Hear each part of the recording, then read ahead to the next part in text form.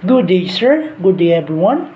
So, we are tasked to discuss the different boiler system and their component. We are the Group 2. I am Engine Cadet and Jan Posanderti. And here are my colleagues. Engine Cadet John Patrick Aparte, Engine Cadet Mark Noel Arguanon, Engine Cadet Judomar Bakuli, and Engine Cadet Vince Frederick Balbuena. Without further ado, let's begin our discussion. So here is our table of contents. Steam service system, the feed water system, and the boiler fuel oil system. Introduction. Boiler systems are essential components in various industrial processes and heating applications. They are used to generate steam or hot water by heating a fluid, typically water, to produce energy.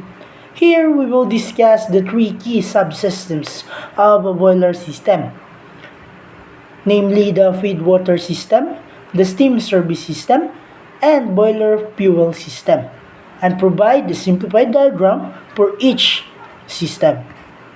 So first, let's discuss what is a steam service system. So a steam service system, it is a network of components and infrastructure designed to produce, transport, and utilize steam. It typically includes boilers to generate steam, piping for steam distribution, valves, pumps, and other equipment for controlling and directing steam flow. The system is essentially for various applications, particularly in power generation, where steam is a key medium for driving through turbines and generating electricity. Addition to that, steam generation in a boiler involves heating water to create steam.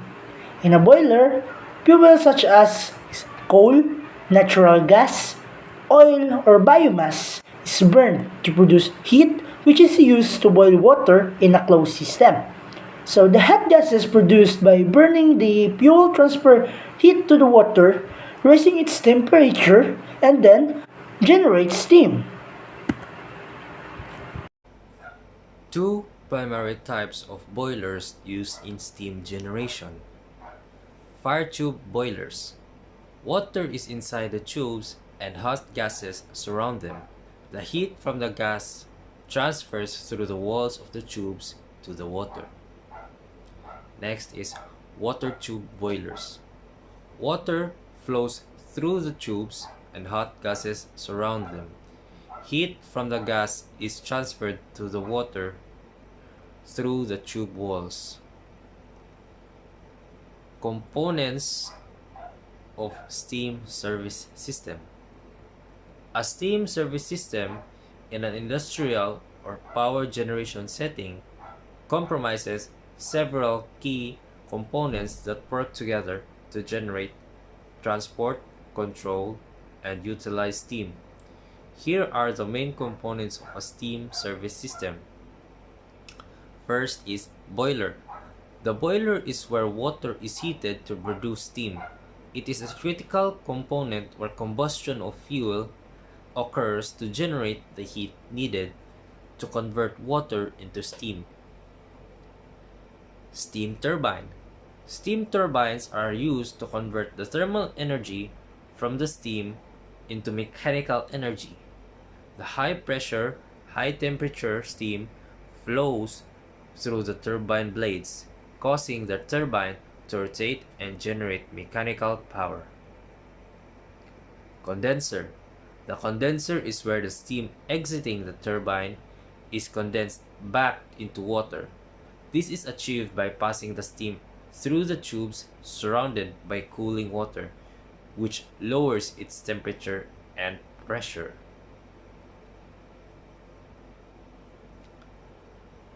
Next is steam generator or heat exchanger. In some systems, especially in nuclear power plants, a steam generator is used to produce steam by transferring heat from a primary coolant to a secondary coolant through the heat exchange. Feed pump. The feed pump is responsible for pumping water back into the boiler. to be converted into steam. It maintains the required pressure and flow rate for efficient steam generation. Feed water heater. The feed water heater preheats the water before it enters the boiler using steam extracted from the turbine. This preheating process enhances system efficiency by reducing the amount of fuel needed to generate steam. Steam valves and controls. Valves and control systems regulate the flow, pressure, and temperature of steam throughout the system. These are crucial for safe and efficient operation of the steam and service system. Steam distribution system. This system includes pipes, valves, and fittings that distribute steam from the boiler or steam generator to various points of use such as turbines, heat exchangers, and industrial processes. Steam traps. Steam traps are used to remove condensate that forms in the steam distribution system. They help prevent water accumulation, ensuring efficient and dry steam flow to the intended equipment. Next is pressure relief valves. Pressure relief valves are essential safety devices that releases excess pressure in the system to prevent overpressure conditions, ensuring the safety and integrity of the service steam. Steam accessories. This category includes components like steam separators, strainers, pressure and regulators, and steam traps, which are used to ensure the quality, safety, and efficiency of the steam within the system. So this concludes the components of the steam service system. Feed water system. The feed water system in power generation is crucial for supplying purified water to the boiler in a steam power plant. This water is heated to produce steam driving turbines that generate electricity. The system role is to ensure a constant and reliable water supply to maintain optimal boiler conditions, enhance efficiency, and prevent damage to critical components, ensuring the overall effectiveness of power generation. The feed water system in a power plant is designed to supply water to the boiler where it is converted into steam to maintain a continuous and efficient steam cycle. Its primary purpose to ensure a reliable and uninterrupted flow of water to the boiler for steam generation. Continuous steam cycle. The feed system plays a vital role in maintaining a seamless which is then used to power turbines and generate electricity. Efficient heat transfer. A continuous and supply of feed water allows for efficient heat transfer within the boiler. This process is critical for achieving optimal steam quality and pressure, maximizing and efficiency of the power generation process, preventing boiler damage. Proper feed water treatment and conditioning are essential to prevent corrosion, scales, build-up, and other forms of boiler damage. Clean and treated feed water ensure the longevity and reliability of the boiler, supporting efficient steam generation. Components of feed water system. Feed water pump. The feed water pump role is to provide necessary pressure to move water from the feed storage tank into the boiler, ensuring the boiler operates at the required pressure to generate steam. Types include centrifugal and reciprocating pumps. Diaerator. A deaerator removes dissolved gases, primarily oxygen and carbon dioxide, from feed water, preventing corrosion and enhancing boiler efficiency. It does this by heating the feed water and mechanically remove the gases, improving boiler performance. Feed water heater. The feed water heater preheats feed water by using extracted steam from the turbine, transferring thermal energy to the cold water. This process improves boiler efficiency by reducing the amount of fuel needed to heat the water steam.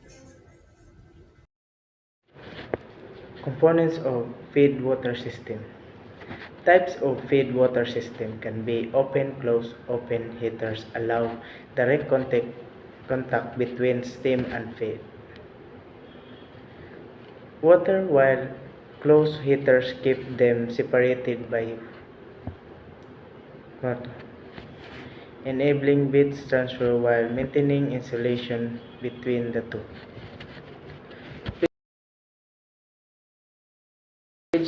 Feed storing tank service to store and regulate the supply of feed water. It ensures a constant and reliable source of water for the boiler, aiding maintenance a stable and consistent system purpose. Fuel oil system. A fuel system for boiler is critical infrastructure that steam and process fuel system to power for steam generation,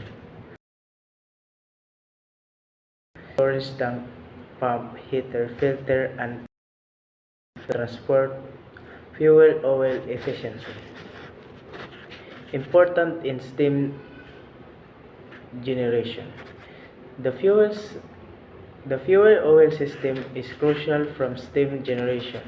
In boiler, fuel is combusted in the boiler for producing heat to convert water into steam. So fuel oil role. Fuel oil roles service as the primary energy source for boiler in steam generation process. It undergoes combustion the boiler, releasing thermal energy used to heat water and create steam burner oil fuel. Types of fuel oil. Heavy fuel oil is dense, viscous, and residual with higher energy content. It's commonly used in boiler for power generation, industrial heating, and marine propulsion due its cost. Its effectiveness, however, content sulfur requires proper emission content system to meet environmental regulation. High fuel, also known as diesel fuel. It's light and less viscous than HFO. It's used in boiler for heating small scale power generation. Marine diesel oil is a higher grade that HFO is especially desired for use in marine diesel. It has a low sulfur content compared in HFO.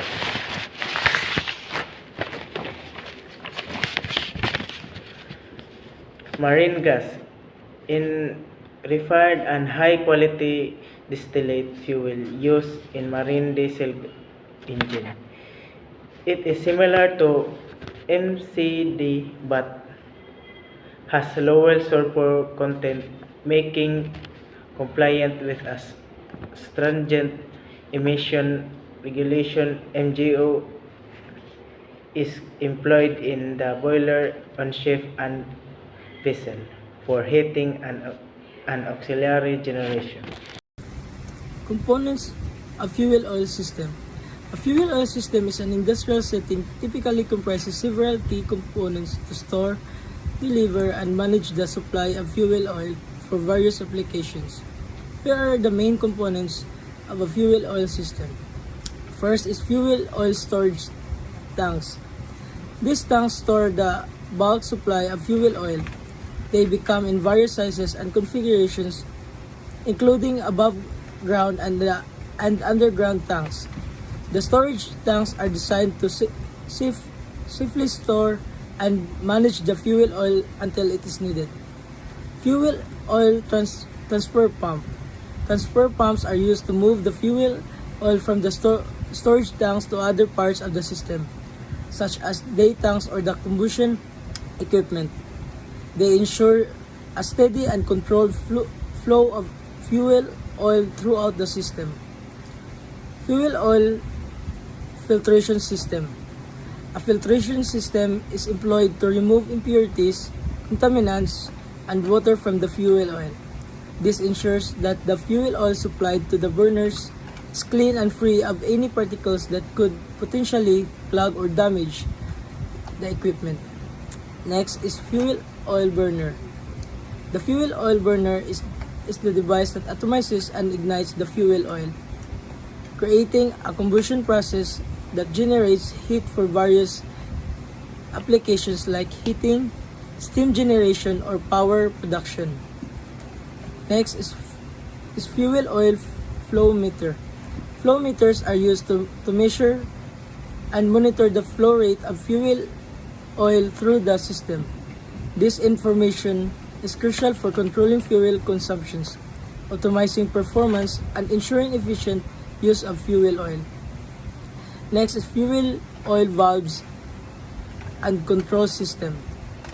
Various valves, controls, and instrumentation are integrated into the system to regulate the flow of fuel oil, control burner operations, and ensure the safety and efficiency in fuel delivery and combustion processes.